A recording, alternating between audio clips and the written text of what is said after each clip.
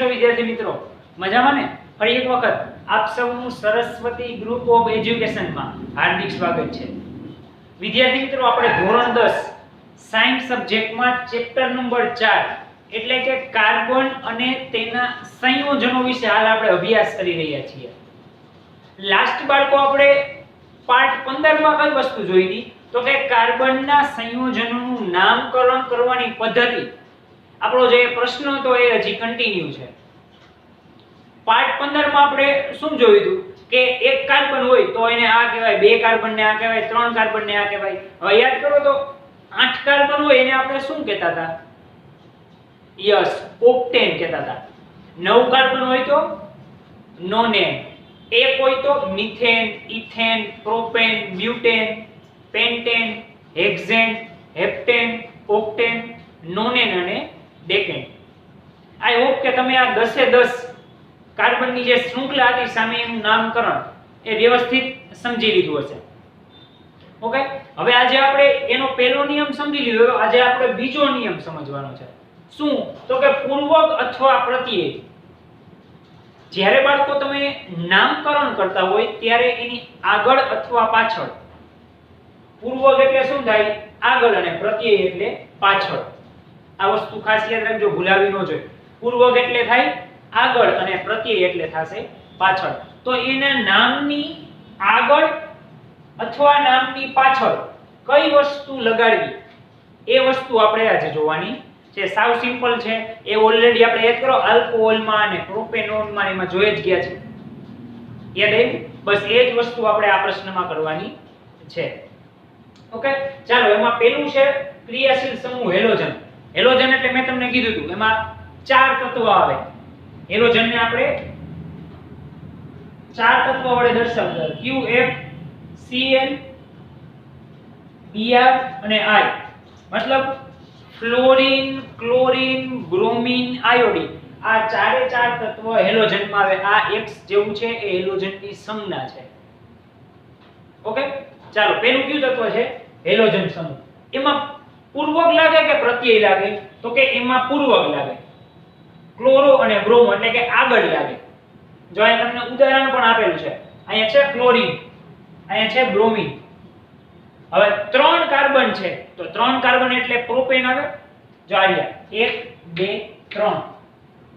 આમાં પણ જો 1 2 3. 3 કાર્બન એટલે પ્રોપેન. પેલા ચાલો એટલું થઈ ગયું. પછી અહીંયા Cl છે ને, Cl એટલે ક્લોરો થાય, Br એટલે બ્રોમો થાય. પણ આમાં તો હેલોજનમાં પૂર્વક લાગે. શું લાગે? પૂર્વક. પ્રત્યય લાગે નહીં. પૂર્વક એટલે આગળ. તો એની આગળ ક્લોરો છે તો ક્લોરો મૂકી દો, બ્રોમીન છે તો બ્રોમો મૂકી દો. નામ રેડી. સમજાણું? હજી આમાં કદાચ તમને આમ આપ્યું હોત તો બાળકો, આ Br અહીંયા નથી આપ્યું, આમ કરીને આપ્યું હોત તો હજી એક કાર્બન લઈ લીધો. અહીંયા હાઇડ્રોજન, અહીંયા હાઇડ્રોજન અને અહીંયા પાછું Br. ચાલો, હવે આનું નામ કયો? તો આનું નામ શું થાત? તો કે તો આનું નામ બ્રોમોબ્યુટેન થાત. કારણ કેમ કે 4 કાર્બન છે અને 4 કાર્બનને આપણે બ્યુટેન કહેતા હતા. યાદ આવ્યું? 1 2 3 અને 4. 4 કાર્બન તો બ્યુટેન, બ્રોમીન છે એટલે બ્રોમો આગળ લાગે. બ્યુટેન બ્રોમો એમ નો થાય કારણ અહીંયા પ્રત્યય નથી, પૂર્વક છે. પૂર્વક એટલે આગળ લાગે. ડન? ચાલો પાછું હતું એમને નામ કરી નાખું છું. પણ આ વસ્તુ યાદ રાખજો. એટલે જ મેં તમને પહેલા લેક્ચરમાં કીધું હતું કે 1 થી 10 કાર્બનના કયા નામ કહેવાય. 7 તો હેપ્ટેન, 8 તો ઓક્ટેન. ઈ યાદ રહેશે એટલે આપમેળે યાદ રહી જાય. ડન? ચાલો, આ BRM નું એમ. ત્યારબાદ બીજો સમૂહ આપણે જોઈએ તો કે આલ્કોહોલ. આના વિશે તો આપણે ચર્ચા કરી જ ગયા હતા. ઓલ. જો અહીંયા વાંચો, આલ્કો પ્લસ ઓલ. તો ઈ ઓલ ક્યાં લાગે? પાછળ લાગે છે. પાછળ લાગે એને પ્રત્યય કહેવાય. પ્રત્યય શું લાગે? એમાં ઓલ લાગશે. અને યાદ કરો, આગળ ડેશ આવે છે એનો મતલબ મેં તમને કીધું હતું.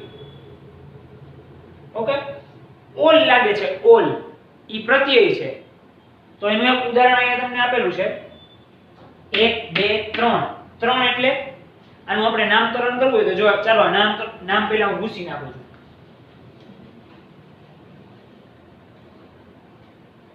ચાલો, 3 કાર્બન છે. 3 કાર્બન એટલે આપણે અહીંયા કીધું હતું શું છે? પ્રોપેન થાય તો પ્રોપેન. OH, આલ્કોહોલ નું શું થાય? OH. All OH. ચાલો પાછળ લાગશે ને પ્રત્યય, તો પ્રોપેન પ્લસ ઓલ એ શું થાય? આ બેની સંધિ જોડો એટલે પ્રોપેનોલ થઈ જાય. આ તમારો જવાબ. બસ આવી જ રીતના નામકરણ કરવાનું છે. ચાલો આ જુઓ, આલ્ડીહાઇડ. આલ આલ શું લખ્યું? આલ આલ. ઓકે, ચાલો હવે આલમાં જોવો તો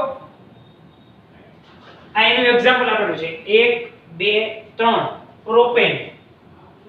પાછળ લાગ્યો આલ, પાછળ લાગે એટલે એને શું કહેવાય? પ્રત્યય. પ્રોપેન પ્લસ આલ, પ્રોપેનાલ થઈ ગયું. હવે જો અહીંયા ડબલ બોન્ડ કેમ થઈ ગયો? તો કે અહીંયાનો જે હાઇડ્રોજન હતો એ નથી, આ કાર્બન અહીંયા આવ્યો એટલે શું થઈ ગયા? હાઇડ્રોજનમાં ડબલ બોન્ડ થઈ ગયા. પ્રોપેનાલ. ચાલો ચોથું જોવો, ketone. Kit plus on, ketone થઈ ગયું.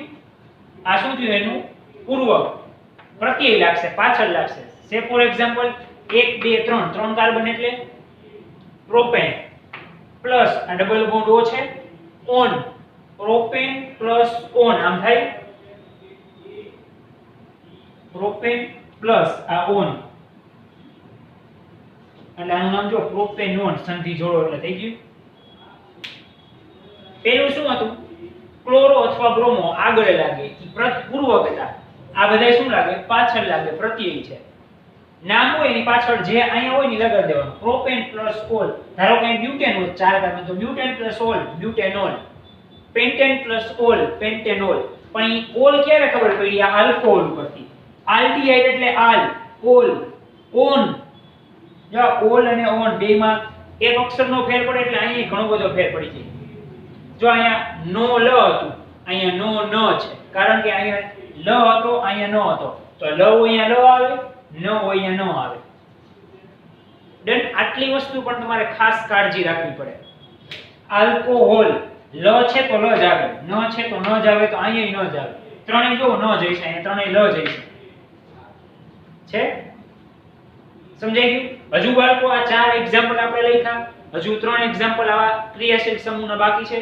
પરંતુ એ પહેલા 4 ખાસ યાદ રાખી લો, કેમ કે હવેનું આપણો બધોય દારો મુદ્દા આના ઉપર જ છે. આ આવડતું હશે એટલે નામ ડાયરેક્ટ એક ગાયા તમને આવડી જશે. ઓકે, ચાલો આ 4 સમૂહ છે, એના પૂર્વક પ્રત્યય, એના એક્ઝામ્પલ તમારી એક વખત બુકમાં નોટ ડાઉન કરી લ્યો.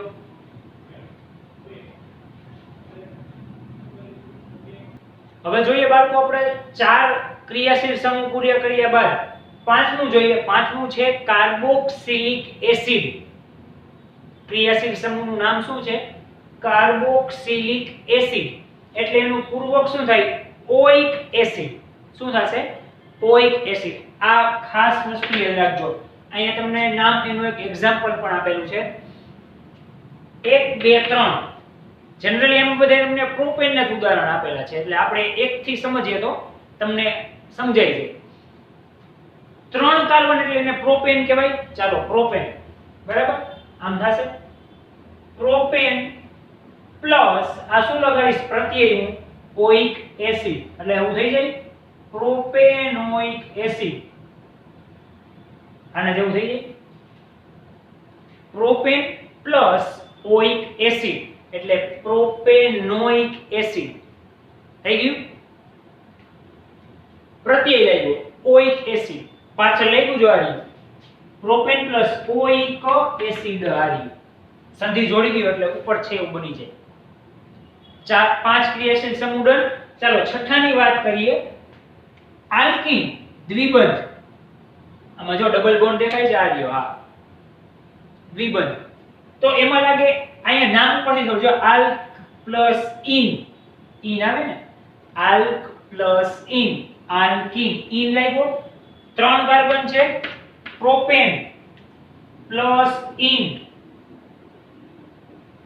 Propyne. Ready? Propane plus in. In પાછળ લાગ્યું, પાછળ એટલે પ્રત્યય, આગળ હોત તો પૂર્વક. ક્લોરો બ્રોમો હેલોજન સમૂહમાં યાદ કરો, આપણે ક્લોરો પ્રોપેન, બ્રોમો પ્રોપેન એવું લખતા હતા. કારણ કે સમૂહ છે એ ક્રિયાશીલ સમૂહ આગળ લાગે છે, એનો પૂર્વક અથવા પ્રત્યય. એટલે પ્રોપેન પ્લસ ઇન એટલે પ્રોપીન, ડબલ બોન્ડ વાળી વાત હતી. હવે ટ્રિપલ બોન્ડ ની વાત કરીએ, આલ્કાઇન કહેવાય એને, ત્રિબંધ, ટ્રિપલ બોન્ડ. એમાં લાગે આના ઉપરથી ખબર છે, આલ્ક પ્લસ આઇન.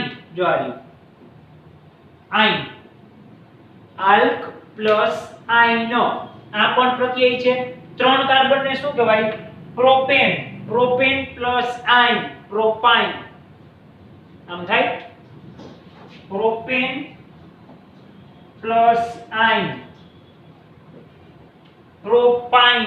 આ ન નીકળી જાય, આ આઇન અહીંયા લાગી જાય એટલે શું બની જાય? પ્રોપાઇન.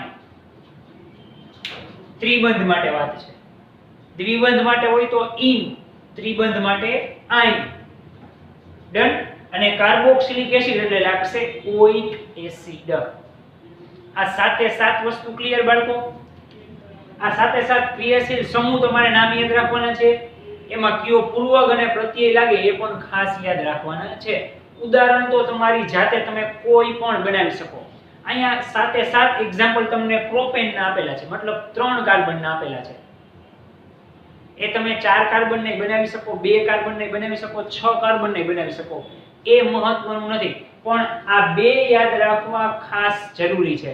કેમ કે આ આવડશે એટલે જ તમે ઉદાહરણ બનાવી શકશો.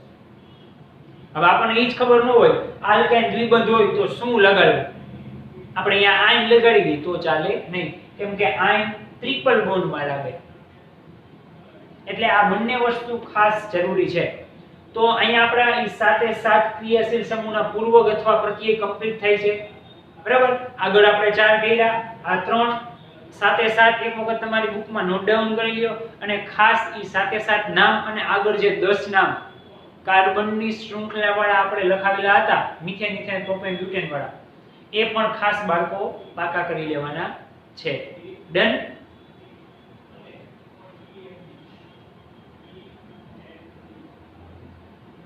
હવે આપણે વાત કરીએ બાળકો ત્રીજા નિયમની.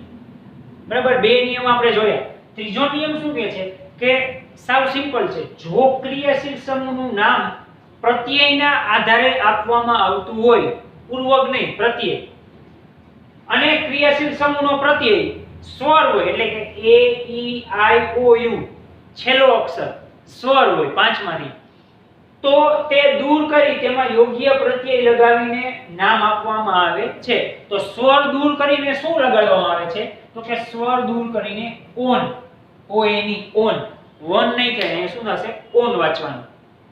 આ o n e વન વાળું ઈ નથી, છે o n જ, પણ આને શું વાંચવાનું? ઓન. ઈ લગાડવામાં આવે છે. આ 5 માંથી કોઈ પણ એક છેલ્લે હોય તો ઈ એ હોય, ઈ હોય, આઈ હોય, ઓ હોય, યુ હોય, ઈ કાઢી નાખવાનું, લગાડ શું દેવાનું? ઓન.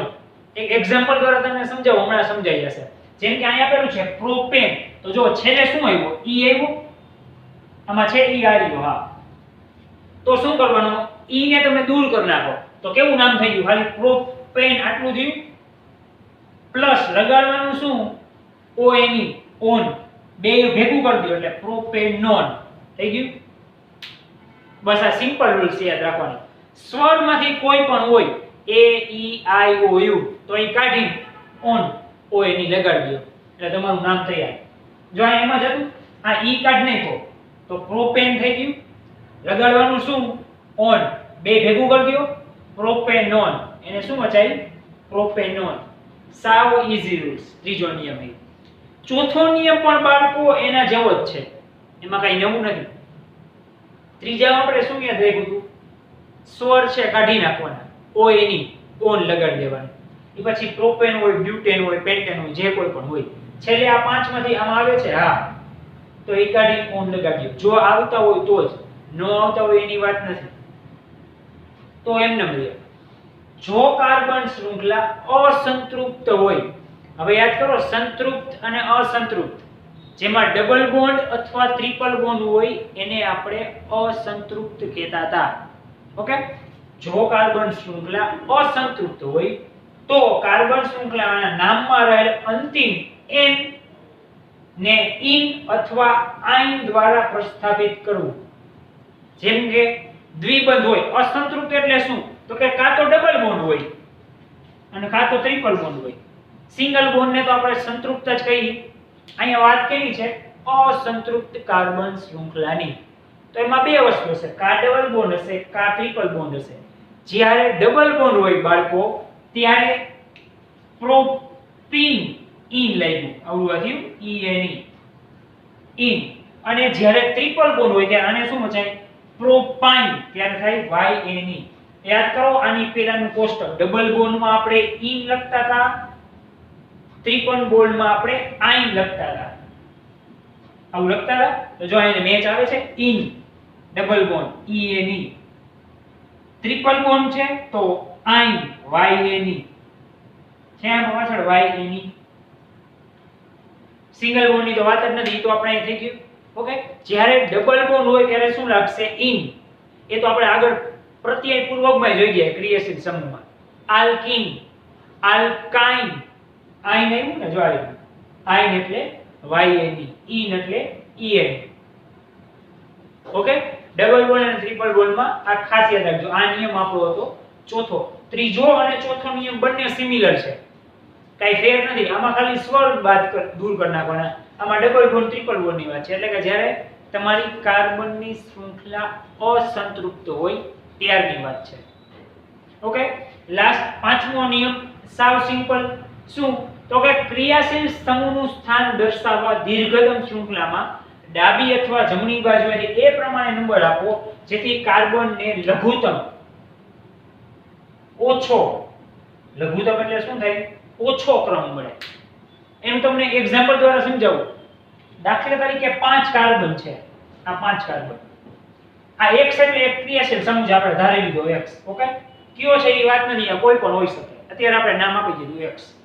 હવે તો કે 5 કાર્બન છે તો આ બાજુથી નામ આપવું એક નંબર કે આ બાજુથી એક નંબર આપવો?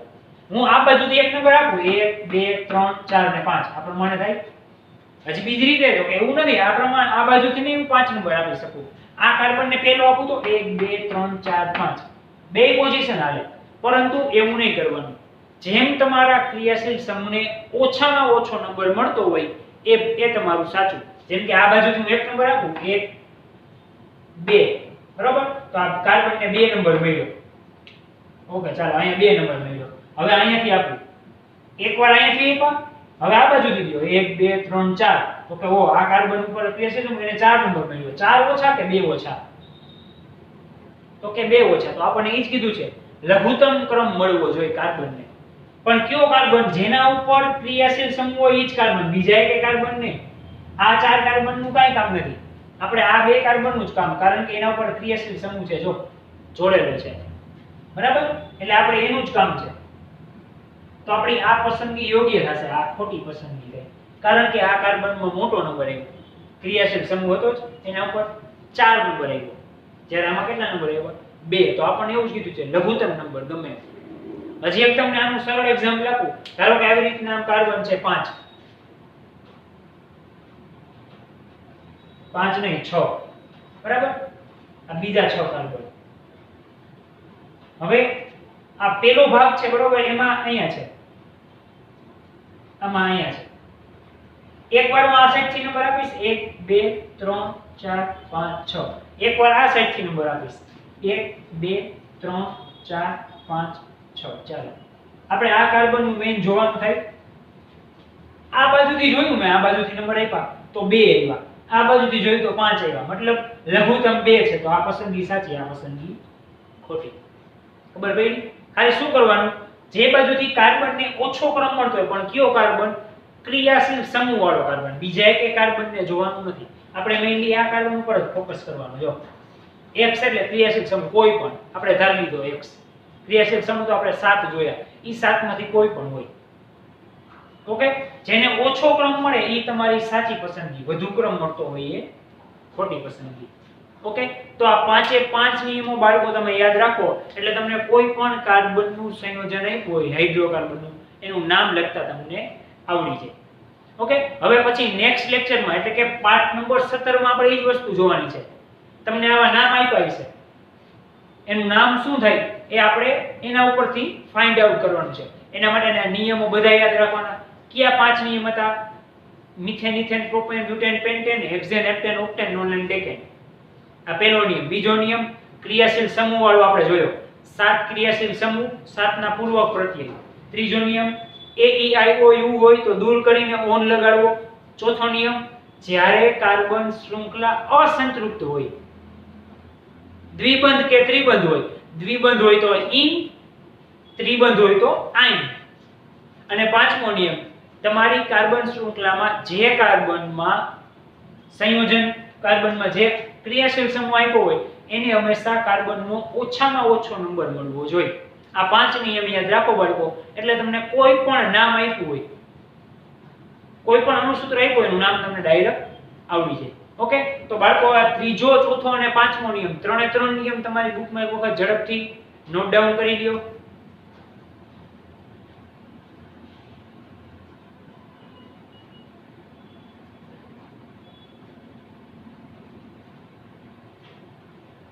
ઓકે બાળકો, તો આજના સેશનમાં આપણો કાર્બનના નામકરણ કરવાનો પ્રશ્ન જે છે એ કમ્પ્લીટ થઈ ગયો. આઈ હોપ કે આ 5 નિયમ તમને વ્યવસ્થિત સમજાઈ ગયા હશે. આ 5 નિયમ તમારે હોમવર્કમાં 2 વખત કમ્પ્લીટ કરવાના છે. વધુ આપણે નામકરણ શીખશું પાર્ટ નંબર 17 માં. Okay, thank you.